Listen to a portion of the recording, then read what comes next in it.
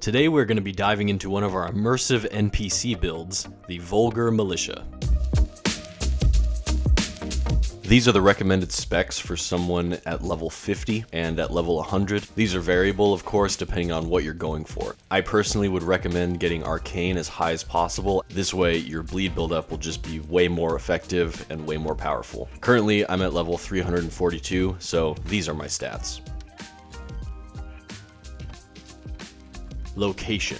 Vulgar Militiamen are located in several areas. In the undergrowth around Liurnia, the miners' caves between ravine-veiled village and rune-strewn precipice, along the path from Forbidden Land's Grace to the Grand Lift of Rold, near the Bestial Sanctum in Dragonbarrow and in Jail Cave, Caelid, and of course the easiest farming location would have to be in the Farum Greatbridge site of Grace near the Bestial Sanctum, but technically the weakest ones are found in Liurnia. But there's no Grace next to them, so the best place to farm them is definitely the Bestial Sanctum. You can also find them on this hidden path to the Erdtree, but you need to kill General O'Neill in Castle Sol to get here. Gear. The Vulgar Militia set includes the Vulgar Militia armor, gauntlets, greaves, and helm. Additionally, they wield kukri, the Vulgar Militia shottle, and the Vulgar Militia saw, along with an unobtainable chain sickle known as the Kusarigama. Fun fact, while farming these little fuckers, backstabbing these militia mobsters triggers a unique animation due to their stature, their shortness, their tiny-esque. They're small. Drop rate of weapons and armor. The base drop rate for their weapons ranges from 2 to 4%, although this can vary depending on the location. The exact drop rate of the armor is around 2%, but because they are easy to kill and each militia has the chance of dropping 6 different items, it wasn't too difficult to obtain all of them in a relatively short amount of time. Farming them is a common early game strategy for new players. It was actually the first place that I went to go farm runes, so if you're a lower level, this may be a good option for you. Build. This is going to be a bleed build since both of these weapons come with passive bleed buildup and scale nicely with a bleed affinity. We can further multiply that by using seppuku.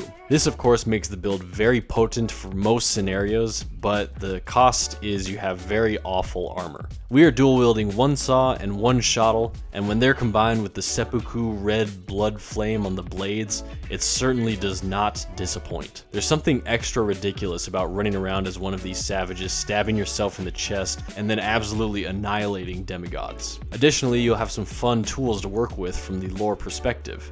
In your offhand, you'll use the Clawmark seal, obtained from Garonk by completing a part of his quest. With this seal, you'll be casting bestial incantations, many of which add a bunch of utility to this build and make it very well rounded. Beast Claw shoots out a staggering wave of blades and a frontal cone, or the Garonk's Beast Claw alternative that does a similar attack, but it's an all-around you attack instead of a frontal cone.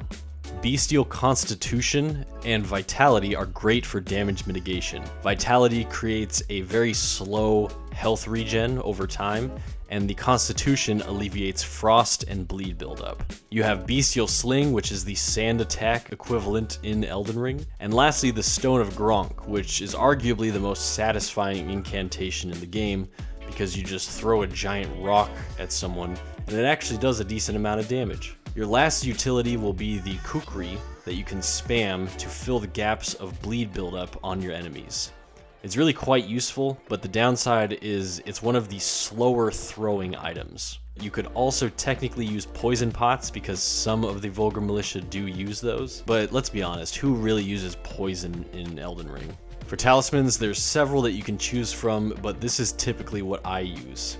The Rotten Sword Insignia, Millicent's Prosthesis, the Lord of Blood's Exaltation, and the Dragon Crest Great Shield Talisman for damage mitigation. If I'm feeling extra dodgy, I'll swap out the Great Shield Talisman for the Green Turtle Shell Talisman so that I can have a faster regen of stamina. The Claw Talisman is also a good alternative for the Rotten Sword or Millicent's Prosthesis talismans if you use jump attacks more often than successive attacks. However, it's good to keep one of them in your talisman slots because even if you do use jump attacks a lot, they count for 2 strikes, which is a quick build-up for successive attacks. You can use the Kindred of Rot's Exaltation if you plan on using the poison pots frequently. I really don't use the Kindred of Rot Exaltation because it does not stack with the Lord of Blood Exaltation Talismans lore.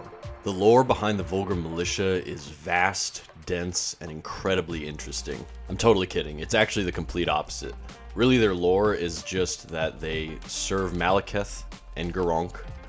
They are short, and no one likes them. And that's pretty much it, to be honest with you.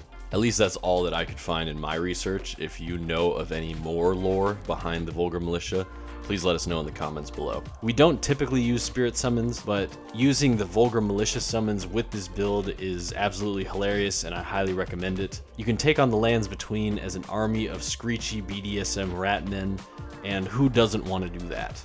That's all we have for today for our Vulgar Militia build. If you think we missed something that we could have added to this build from a lore perspective, please tell us how much we fucked up in the comments section below. Consider liking and subscribing for more Elden Ring content, and as always, thanks for watching.